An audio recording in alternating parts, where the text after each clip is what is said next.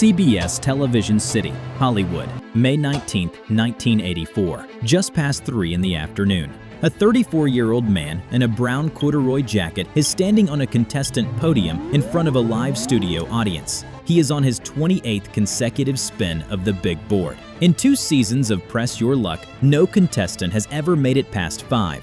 The big board spins. The light flashes. He hits the button without looking. The light lands on cash plus 1 spin. He shouts, "No whammy! No whammy!"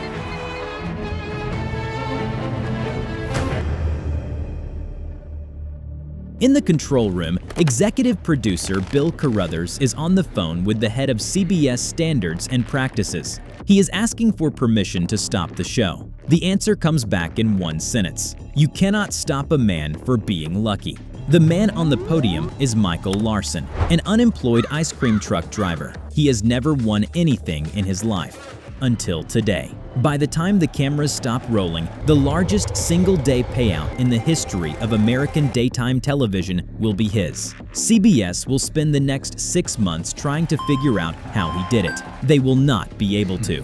So how does an ice cream truck driver with no college degree, no math background, and no technical training walk into CBS Television City and walk out with more money than every previous Press Your Luck contestant combined? And what was sitting in the basement of his older brother's house in Dayton, Ohio that, by Christmas, would force CBS to rewrite the software of one of its most watched daytime broadcasts? To understand how he did it, you have to go back 6 months and start with a single decision the producers of Press Your Luck made about the big board.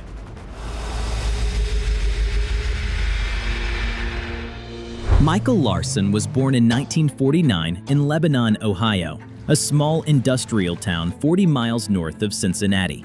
His father worked at the local paint store. His mother kept the house. The family had no money to send him to college. By the time Larson was a teenager, he had developed one specific obsession. He looked for systems in baseball statistics, in grocery store pricing, in lottery odds, in the structure of bank account interest rates. By his 20s, he was running small schemes around southwestern Ohio. He bought defective televisions at clearance prices and resold them as new. He opened multiple checking accounts and floated checks between them.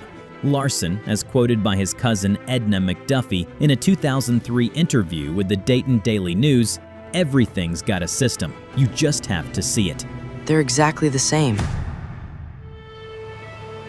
By 1983, he was 34 years old, twice married, twice divorced, unemployed, living rent-free in his older brother James's basement in Dayton, Ohio, driving an ice cream truck on weekends for cash. He owned a 12-inch black and white television, a stack of blank VHS tapes, and 1 second-hand RCA video cassette recorder.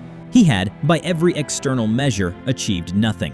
What he had was the attention of a man who had spent 20 years training himself to find patterns.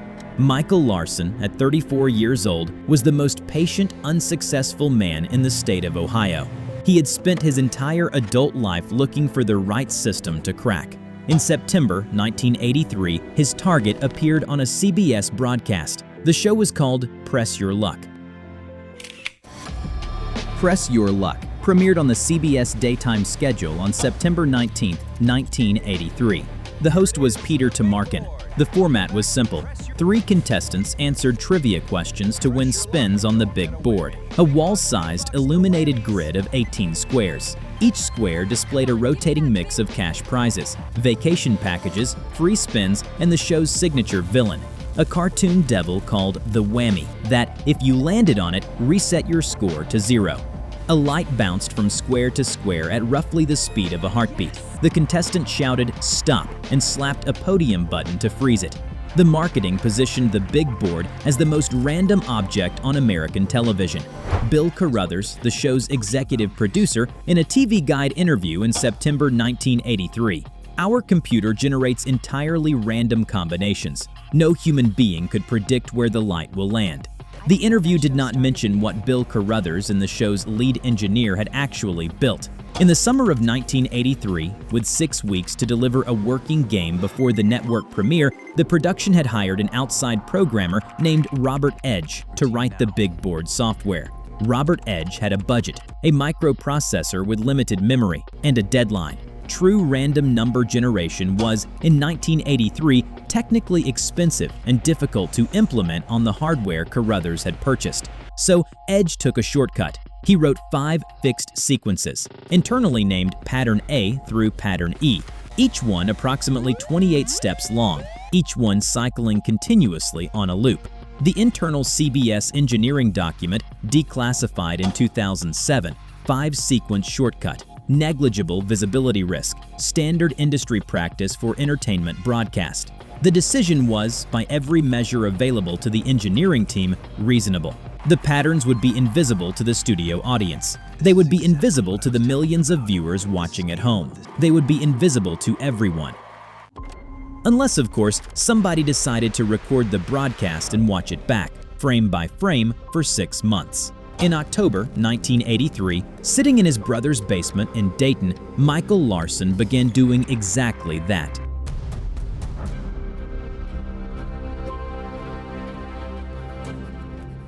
Larson sat down to watch the first episode of Press Your Luck on a Tuesday afternoon in October 1983.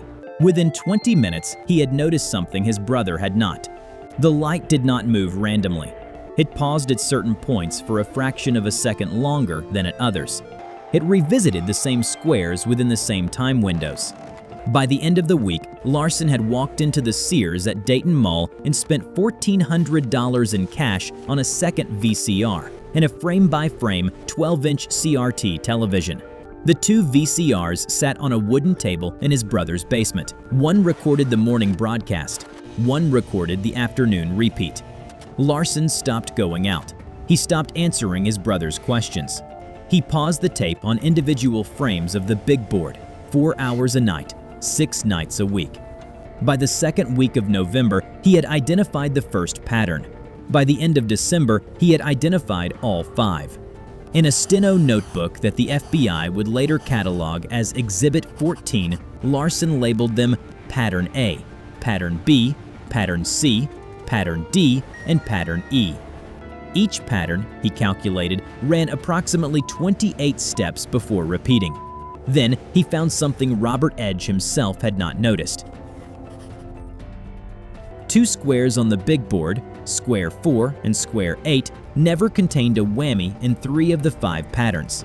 In Pattern A, in Pattern C, and in Pattern E, those squares always contained the same configuration, cash plus 1 additional spin. The squares that rewarded you with money and a free spin to keep playing forever. By January 1984, Michael Larson was the only person on Earth who knew where, when, and how the light on the big board could be predicted. He spent the next 4 months making sure. From November 1983 through April 1984, Larson's life ran on a single schedule. Monday through Friday, 8 hours in the basement. Saturday and Sunday, 10. He drank instant coffee. He ate cold cuts. He stopped talking to his brother for days at a time. He lost 18 pounds. He filled 3 steno notebooks with timing data, the exact millisecond at which the light arrived at each square for each step of each pattern. His cousin Edna McDuffie came by in February to drop off a casserole. She walked downstairs. She found him sitting 2 feet from the screen, stopwatch in one hand, pencil in the other. Edna asked, "Mike, what are you doing in there?" Larson said, "Building my retirement." By the end of February, his hit rate on the patterns was 90%. By the end of March, 95. By April, he could call the next 4 light positions in any pattern correctly, in sequence, 97% of the time. He was ready. On April 22, 1984, he picked up the rotary telephone in his brother's kitchen and dialed the toll-free contestant casting line for Press Your Luck. The casting team told him to come to Las Vegas for an in-person audition. They would not pay travel. Larson said that would be fine. He had spent, by his own logged total across the previous 6 months, approximately 1,500 hours studying a broadcast television show. That was more hours than the entire engineering team at CBS had spent designing it. On April 27, 1984, he boarded a Greyhound bus from Dayton to Las Vegas.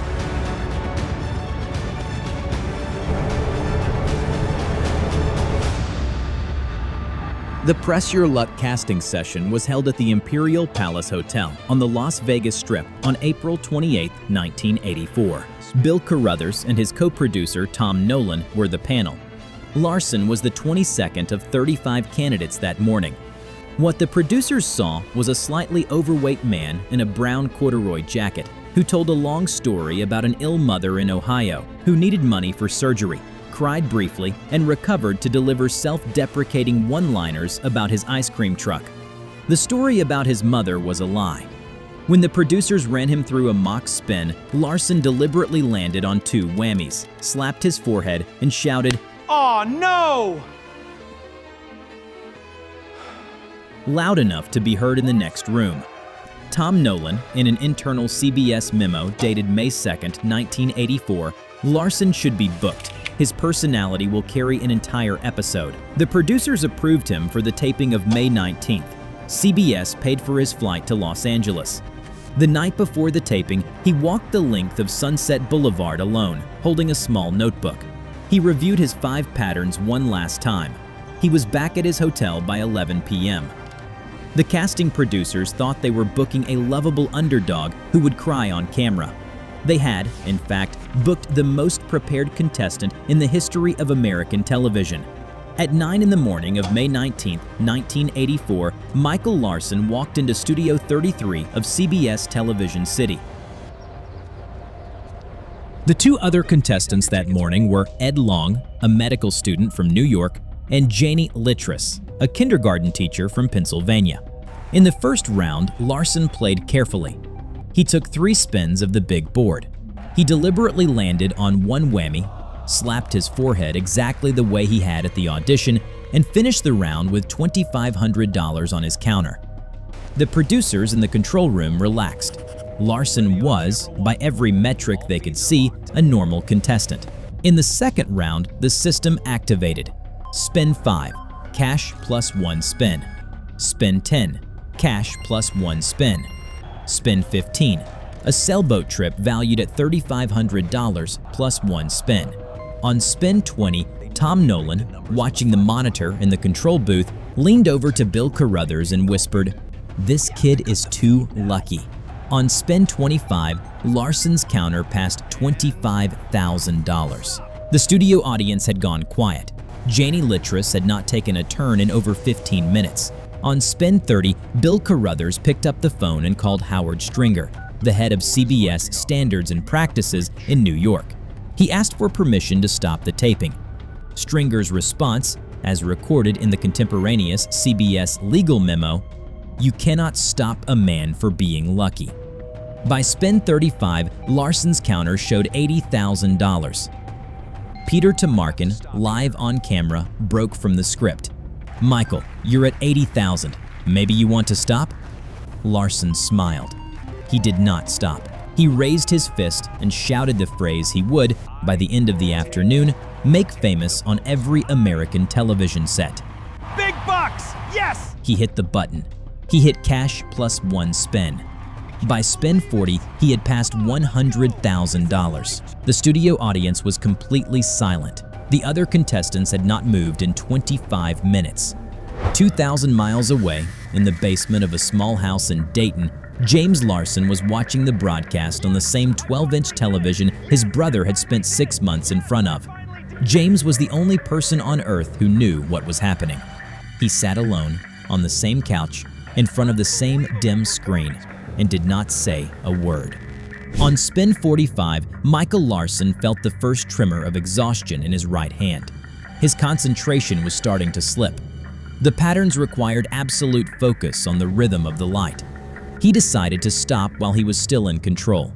He passed his remaining spins to Ed Long. Ed Long hit a whammy on his first spin. Janie Littris hit a whammy on her second. The game ended. The host walked over with the cardboard giant check. The total? $104,950 in cash, plus 2 vacation packages valued at $5,287. Larson, on camera, accepting the check. Just lucky, I guess. He walked off the stage. He did not look at the other contestants.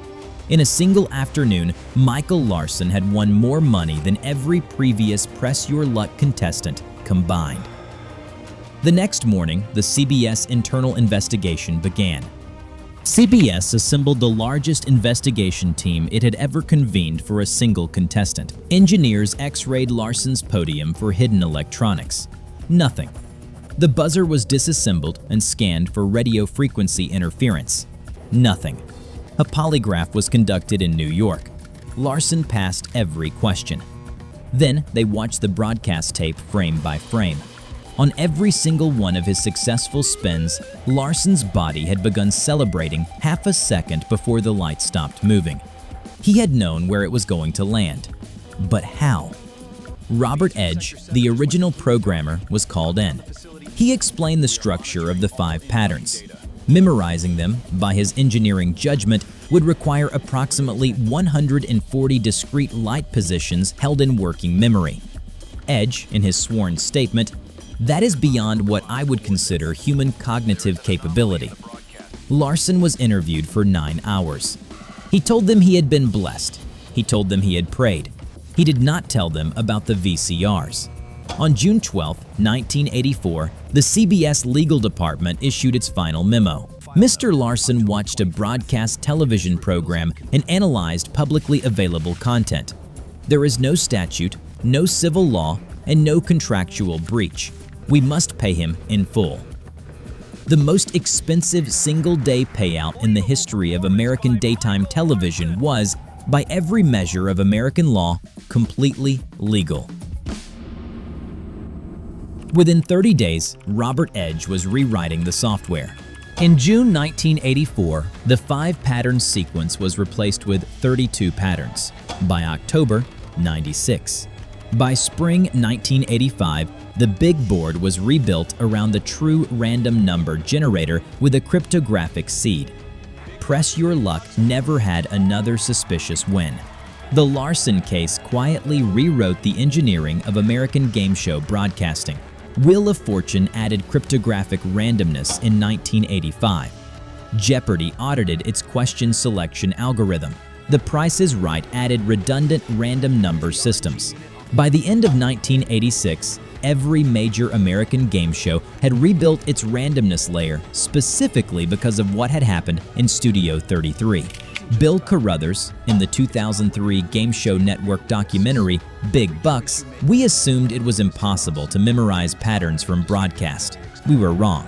Mr. Larson taught the entire industry a very expensive lesson: the Larson effect, the principle that any deterministic system observable from a public broadcast can be reverse engineered by a disciplined observer, entered the computer science curriculum at Stanford, MIT, and Carnegie Mellon by 1992. CBS banned the rebroadcast of the 2 Larson episodes. They were considered lost media until 2003, when Game Show Network acquired the rights.